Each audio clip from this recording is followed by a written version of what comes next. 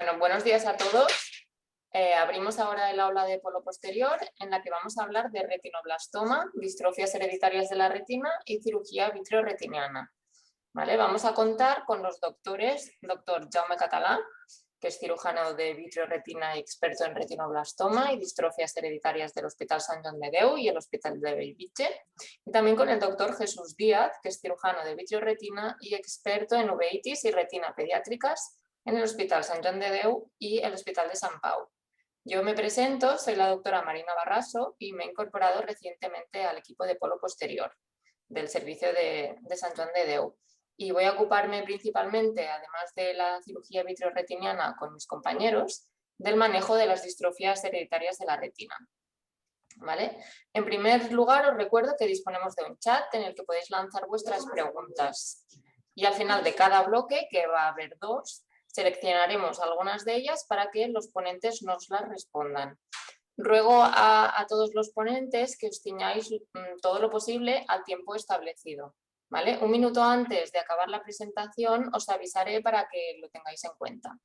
¿De acuerdo? Entonces, para empezar, abrimos el bloque de retinoblastoma y distrofias hereditarias de la retina, con la charla del doctor Jaume Català, que nos hablará del primer día en el diagnóstico del retinoblastoma y distrofias de la retina. Así pues, adelante, doctor Català. Bueno, pues como os decía, pues muchas gracias a todos. Pues os voy a hablar del primer día en el diagnóstico del retinoblastoma y las distrofias hereditarias de la retina. El retinoblastoma es el tumor intraocular pediátrico más frecuente. Tiene un origen retiniano y generalmente aparece en niños menores de 5 años. Tiene una incidencia de 1 en 15.000 recién nacidos. Y puede ser bilateral, es decir, que puede afectar a los 2 ojos, o unilateral, que afecta a un solo ojo. Como veis, las formas bilaterales son más frecuentes en niños más pequeños y a medida que los niños son más mayores, es más raro que aparezca de forma bilateral, manteniéndose en la forma unilateral. Y es muy raro que aparezca más allá de los 9 años. Tienen la misma afectación tanto de niñas como de niños. El síntoma inicial, más frecuente, que muchas veces sois los padres los primeros que lo veis, es la leucocoria. Es el reflejo blanco en la zona pupilar. En lugar del reflejo negro característico, pues se ve este reflejo diferente, un reflejo blanco. No todas las leucocorias son retinoblastomas, o sea, muchas enfermedades que afectan a la transparencia del ojo, de los medios del ojo, pueden dar este síntoma, pero es uno de los principales en el retinoblastoma. Otras cosas que pueden aparecer son estrabismo, heterocromía de iris, esto es el cambio en el color del aspecto del iris. También a veces puede aparecer una hemorragia en la parte anterior del ojo, una inflamación, o a veces una inflamación también de toda la órbita, la cajita donde tenemos el ojo. Hay algunos programas de móvil, no solo este, pueden detectar o son capaces de detectar esta leucocoria, como el Cradle o este de aquí, el que veis, el MD Eye Care, que son capaces de revisar las fotos que hemos hecho a los niños y detectarnos cuando hay una leucocoria, que esto es un criterio de acudir al pediatra. La leucocoria, cuando aparece, tiene una alta sensibilidad, pero tiene una alta especificidad. Cuando hay una leucocoria suele haber algún problema en el ojo. Sin embargo, es poco específica, es decir, es poco sensible. O sea, para detectar una alteración en la parte de atrás del ojo, pues solo con la leucocoria es difícil. Una vez sospechamos el retinoblastoma, lo que hacemos es generalmente dilatar las pupilas y explorar el fondo de ojo. Muchas veces tenemos que hacerlo también bajo anestesia general porque nos permite ver mejor las estructuras posteriores y ver cómo afecta ese posible tumor al ojo del niño.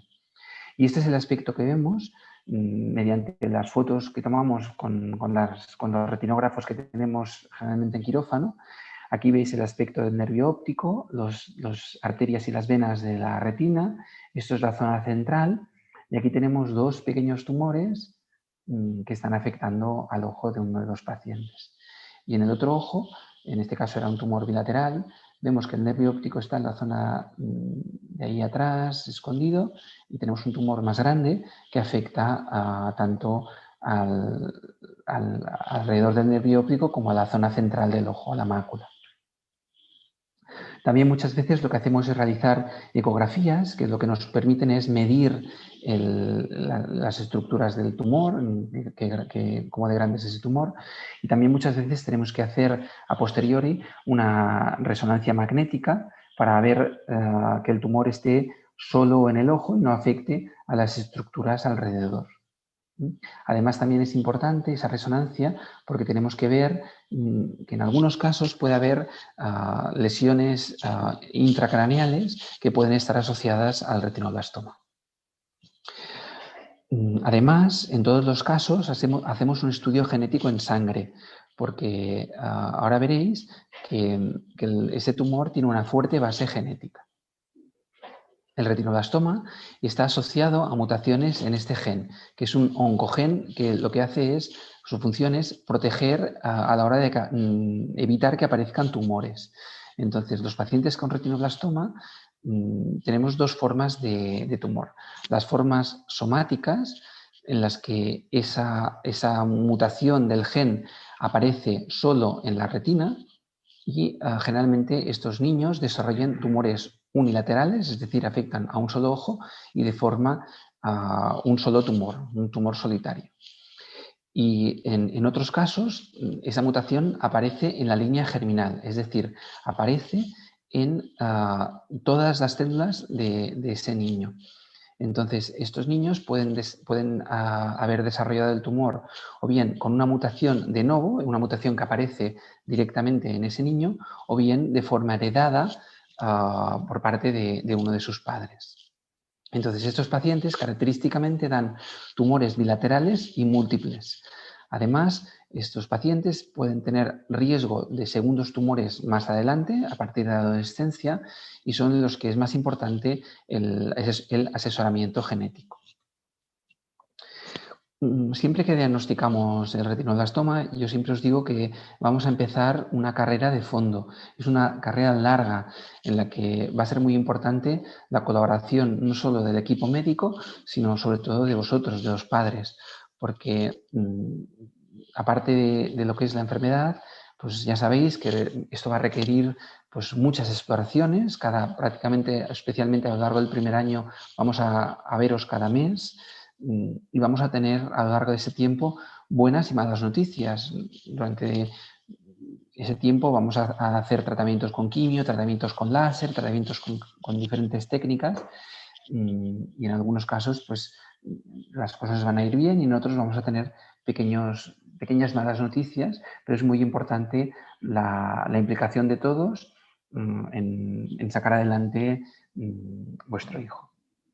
Siempre los objetivos del tratamiento, y es una cosa que también siempre os decimos, en primer lugar es la vida del niño. No olvidemos que eso es un tumor maligno, que si especialmente nos sale del ojo, pues esto compromete la vida del niño.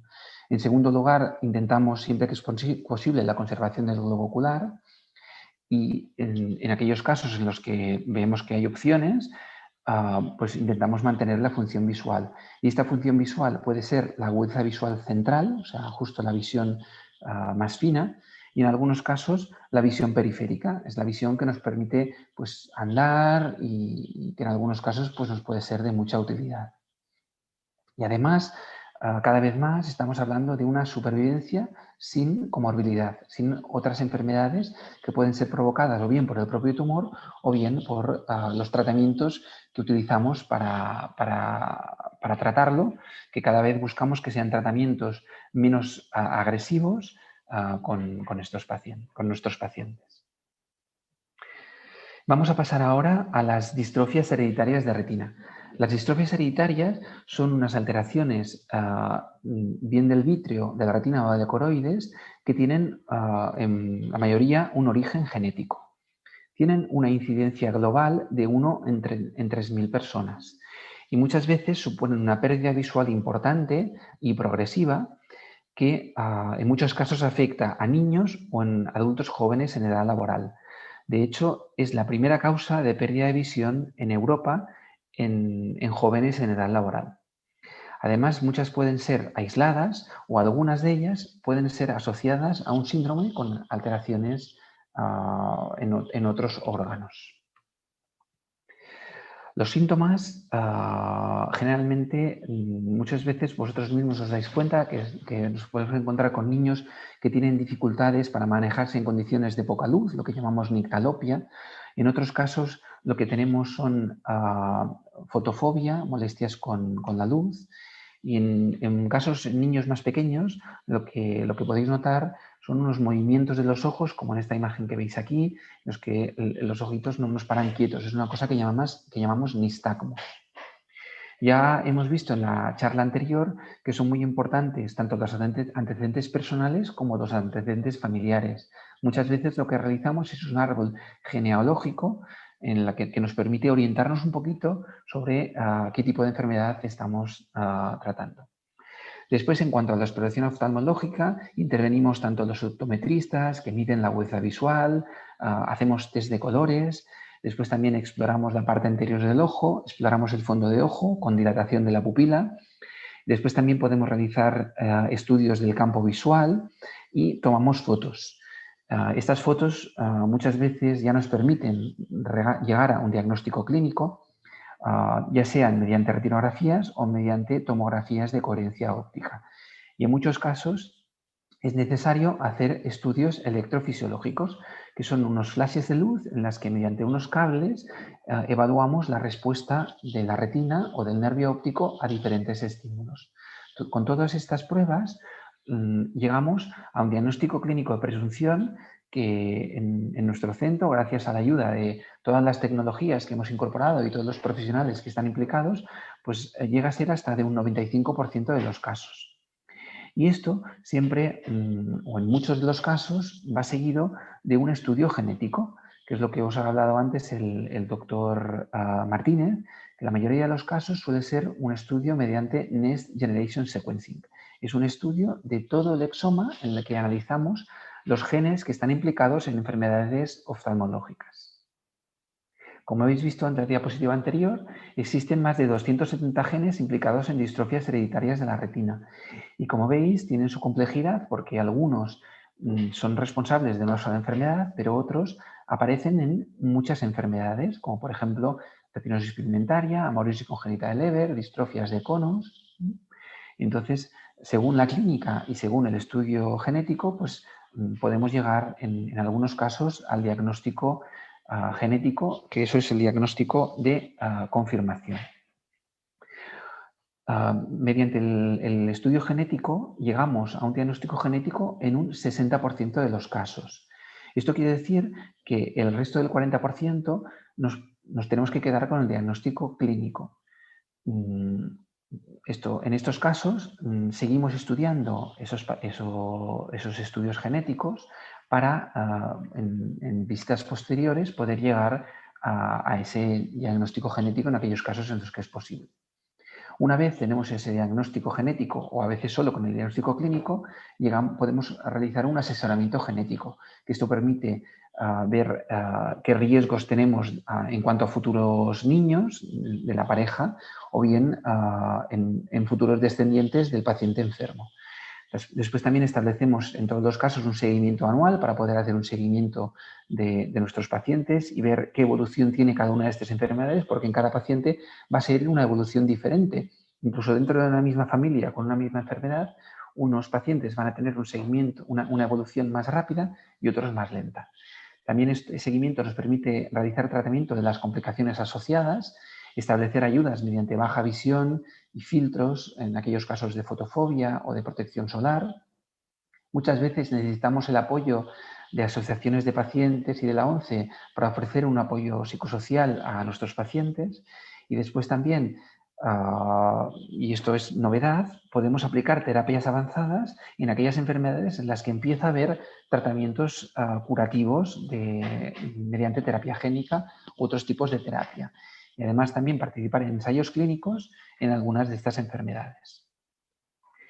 Cuando atendemos a los pacientes con distrofias hereditarias de retina, tenemos que atender diferentes esferas. En primer lugar, la esfera médica, que incluye el diagnóstico preciso, información sobre la enfermedad y su pronóstico, todos los temas asociados a la genética, con tipo de herencia, riesgos en cuanto a hermanos y futuros descendientes, aplicar investigación y ensayos clínicos y poder acceder a tratamientos autorizados. Después también tenemos que cubrir la esfera psicosocial mediante opciones médicas, educacionales y sociales, apoyo psicológico, educación e información al resto de la familia.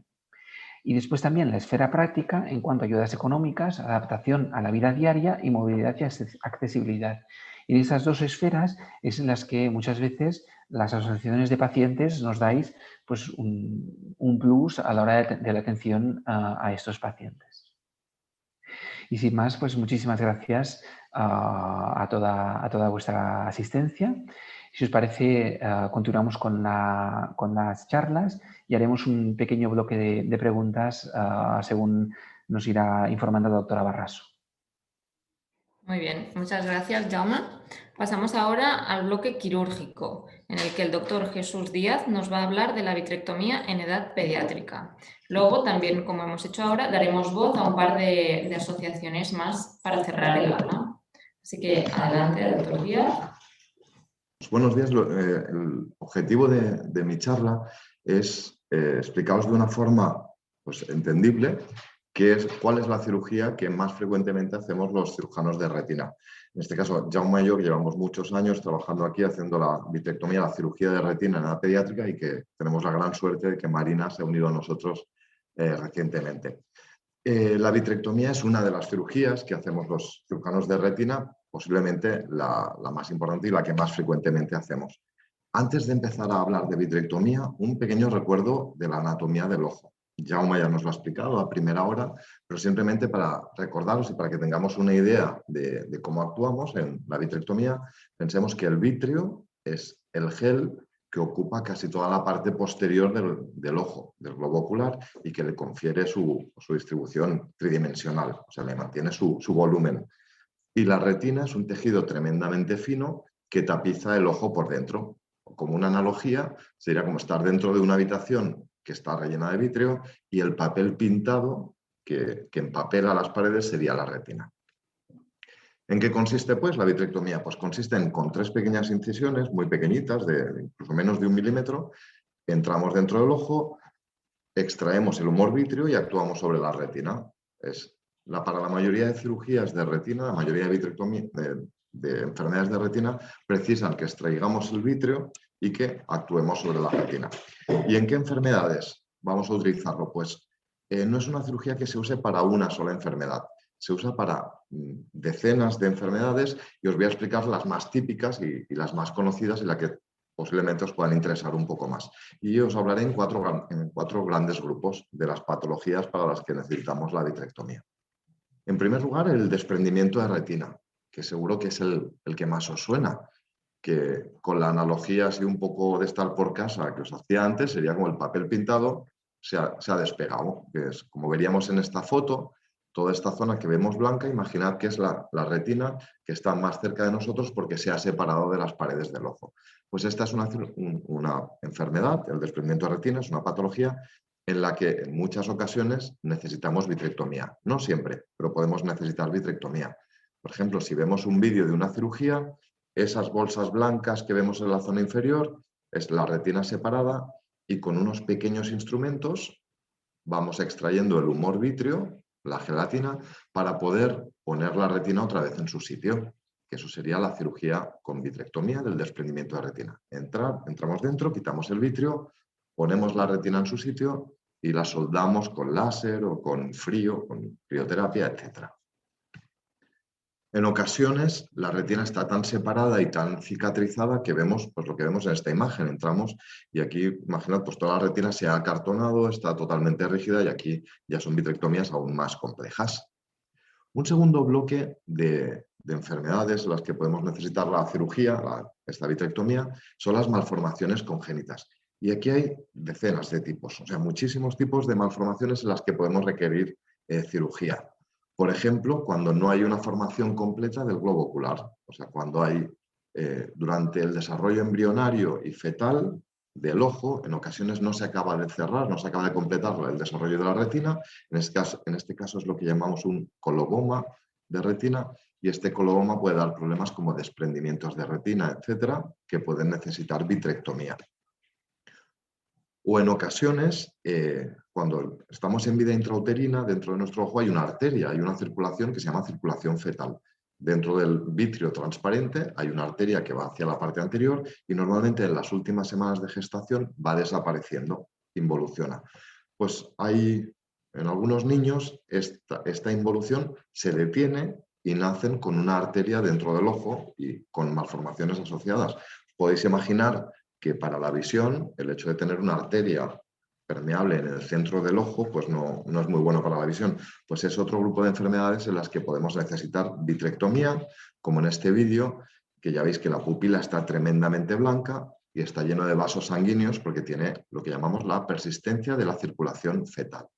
Pues aquí vamos extrayendo todas estas fibrosis y estas cicatrices, ya veis que son 3 entradas muy pequeñitas y esto es una vitrectomía, extraemos el vitrio, extraemos esta fibrosis y conseguimos que el niño vuelva a recibir imagen en su retina. Un tercer grupo de enfermedades que desgraciadamente son de patologías que son bastante frecuentes son todas las derivadas de los traumatismos oculares. Hay mucho traumatismo ocular grave que puede precisar cirugía de retina. Por ejemplo, en estas hemorragias, veis en la foto de la izquierda, esta redondita amarilla es el nervio óptico, es lo que llamamos la papila, el nervio, y una gran hemorragia en el centro por trauma, en este caso es un traumatismo indirecto que, como podéis imaginar, si nos tapa el centro de la retina va a conllevar que este bebé no tenga visión central, con lo que vamos a necesitar cirugía. En ocasiones, si la sangre no se detecta o si no se puede operar el niño por su estado general, aparecerán estas fibrosis como la que vemos en la foto de la derecha, y ya podéis imaginar que un tejido opaco encima del tejido nervioso, que es la retina, pues no permite que este niño desarrolle una correcta visión. Hacemos la vitrectomía, extraemos el vitrio con estos instrumentos y con otros instrumentos, pinzas o similares, veis cómo vamos levantando esta fibrosis hasta que liberamos el centro de la visión, con lo que podemos permitir que este niño recupere visión, que de la otra forma pues no se hubiera desarrollado. Y hay ocasiones que los traumatismos son tan graves que, como en este niño, vemos una redondita aquí justo en el centro, de color mucho más rojo, se ha hecho un agujero en el centro de la retina, que es lo que llamamos agujero macular traumático, que también es una de las patologías que pueden necesitar de nuestra cirugía. Hay un cuarto bloque, que es el último que os quería comentar un poco. Hay una serie de enfermedades que son las uveitis. Uveitis no es más que inflamación ocular, y hay de muchos tipos, de muchas causas, pero muchas de ellas las entendemos como enfermedades autoinmunes. Tu organismo no entiende tu ojo como propio, hace como si fuera un rechazo de tejidos oculares y produce una inflamación crónica. En ocasiones solo hay la inflamación crónica del ojo, esta uveitis, y en ocasiones esta inflamación va asociada a inflamaciones de otras partes del cuerpo, de articulaciones, de la piel, del sistema digestivo, o sea que son enfermedades, muchas de ellas autoinmunes. En ocasiones, estas inflamaciones hacen que el vitrio sea turbio, que esté sucio, que no permita visión, porque si el vitrio, que al ser transparente, está opaco, ya podéis imaginar que a este niño no le va a llegar imagen a la retina. Pues en ocasiones la vitrectomía permite, como en la foto de la izquierda, también podéis imaginar si hay toda esa suciedad como si fuera una bola de Navidad llena de bolas de nieve. Pues si estas bolas de nieve no permiten visión, pues una cirugía, que en este caso será bastante simple, como la vitrectomía, de eliminar todo este vitrio turbio, o en este caso mucho más grave, ya veis que vemos solo todo blanco porque se ha inflamado tanto la parte interna del ojo que el vitrio está tan turbio que no permite visión. Pues eliminar este vitrio va a ser de gran utilidad para recuperar visión. y podemos evitar en algunos casos tener que usar más inmunosupresores u otros tratamientos muy agresivos que en ocasiones necesitamos con niños con estas inflamaciones oculares, con estas uveitis. Bueno, una pregunta que normal se nos plantea a todos siempre cuando decimos que vuestro hijo necesita una vitrectomía por algún motivo, ¿qué riesgos tiene la cirugía? Pues afortunadamente es una cirugía bastante segura. Los riesgos, los más importantes siempre, los que más nos preocupan, son los secundarios a la anestesia general. Igual que en adultos, es una cirugía que hacemos con anestesia local, solo con una inyección de anestésico en el párpado. En niños sí que necesitamos anestesia general, por motivos obvios, no se va a estar quieto, necesitamos esto, pues los riesgos son secundarios a la anestesia. Otros riesgos de la cirugía son la inflamación posoperatoria. ¿Por qué? Pues porque los niños tienen mucha más capacidad de inflamación, entonces puede haber mucha inflamación post-vitrectomía. Para esto muchas veces usamos antiinflamatorios o a nivel local o incluso en ocasiones os decimos que hemos de dar antiinflamatorios por vía oral durante unos días. Otra complicación, que esto ya es genérico a todo cirujano, a todos los que operamos, lo que más miedo nos puede dar es la infección. Afortunadamente la infección post-vitrectomía es tremendamente infrecuente. Existe, se llama endoftalmitis y es una infección días después de haber extraído el vitrio, pero es incluso menos frecuente que después de una cirugía de cataratas, que seguro que a muchos de vosotros os suena. No, la catarata del adulto es una cirugía muy segura y muy rápida. Lo es, pues en cuanto a riesgo de infección, la vitrectomía tiene incluso un poco menos de riesgo de infección. Y tal vez el riesgo que siempre os explicamos más y uno de los que nos preocupan es que toda vitrectomía va a hacer que se adelante la aparición de catarata, o sea que va a implicar una segunda cirugía, que puede ser desde meses hasta muchos años después. En adultos, después de una vitrectomía, pues a los 5 años casi todo el mundo ya ha necesitado cirugía de catarata.